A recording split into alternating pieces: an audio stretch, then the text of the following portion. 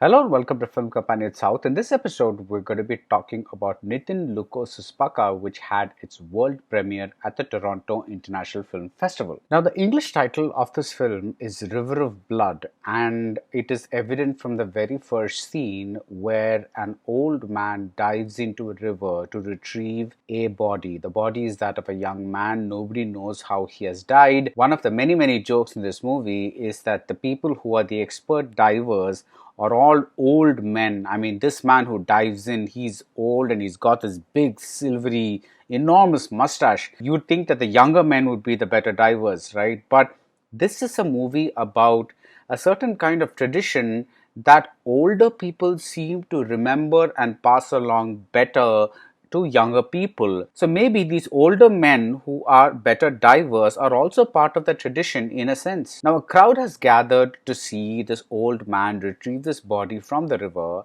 and the very first face that we see in the film, he's part of the crowd, is that of a young boy named Pachi. Now, remember this scene, remember this face of Pachi because it will become a very significant moment later in the movie, like an echo in a movie filled with echoes. Now, around this river of blood of the title, which is this dumping ground for bodies, this sort of watery graveyard for bodies, lies a very conventional plot, but only on the surface. Now, this is a classic Romeo Juliet kind of story where two people fall in love from two warring families. The two people are played by Basil Joseph and Vinita Koshi, and they are named Johnny and Anna. So in a conventional movie, you know what to expect, right? One side will do something, the other side will retaliate, and then this side will do something and the other side will retaliate, and so on and so forth. But what the director does is something very interesting. He takes this love story for granted and pushes it to the background.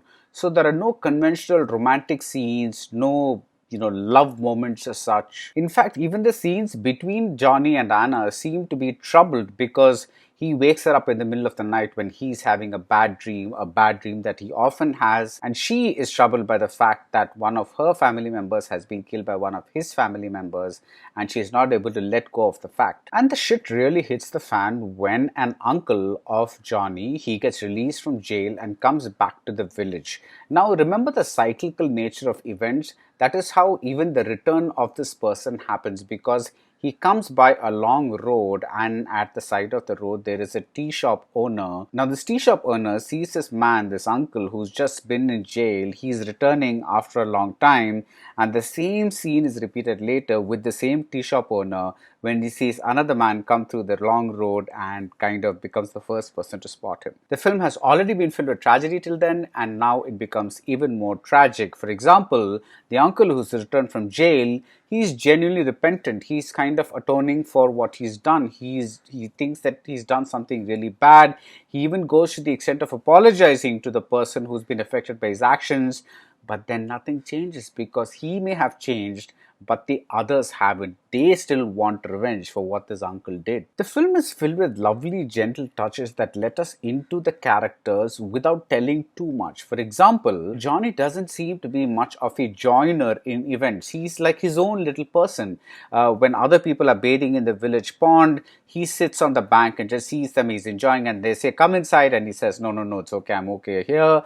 Again, when his uncle is having booze, he offers Johnny booze, and then Johnny says, No, I'm quite happy, I don't want any booze. So he's kind of like he's not doing the things that the people invite him to do. Maybe this sets him apart as one of those people through whose veins that blood of vengeance is not flowing. Like he's actually a nice guy. Again, another point that I really liked is the point where Anna gets a gun, and none of this was over explained. You just take a look at the people, their faces, the situation, and you kind of mentally know what's happening, because they may be using a gun now, they may have used a knife earlier, but eventually everything, like I said, is circular in this movie. It is very easy to get into the headspace of the characters, and even the props seem to have their own little headspaces to invite us into. For example, look at a window that an old woman wants to keep closed all the time, as if she does not want any outside air to come inside and clear up the cobwebs in her head, like a metaphor.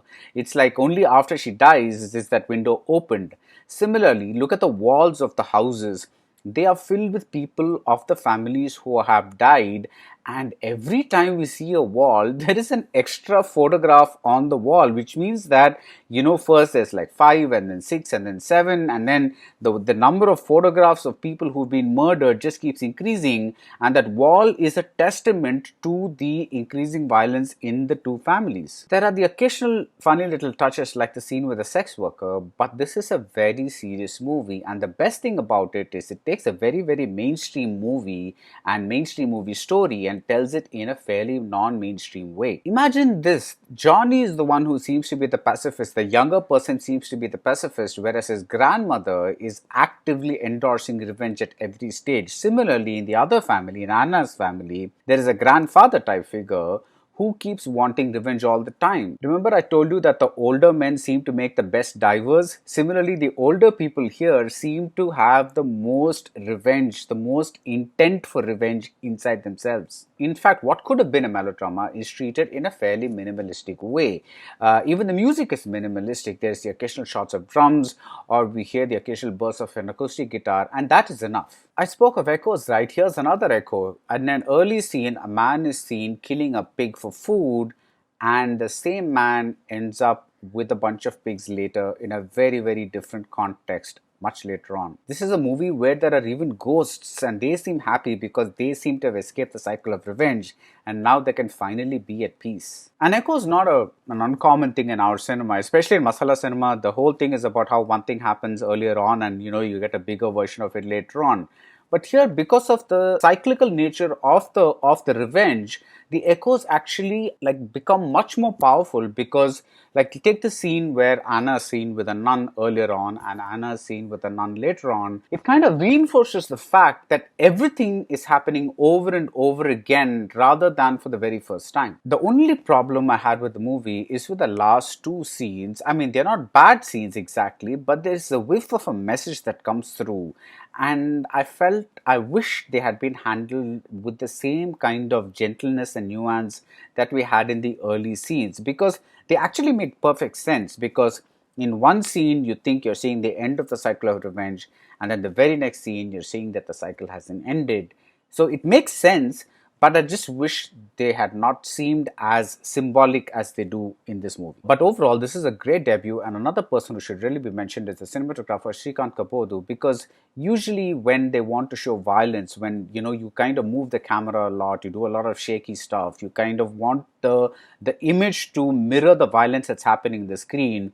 But here, everything is kept as still as the river of blood that kind of flows through it. Everything seems to happen underneath. Almost all of the actors are superb, because you just see them and you know what they stand for, what they're thinking. There is no need for a big backstory to know what is in their head. But finally, it's all about the writing, which is so free of fat that it gives us something that we've seen 100 times before and makes it so primal and so pure. This is not a flashy film, but then, like the river, still waters run deep. That's the end of this review. If you like this review, do subscribe to Film Companion South, and see you soon at the movies.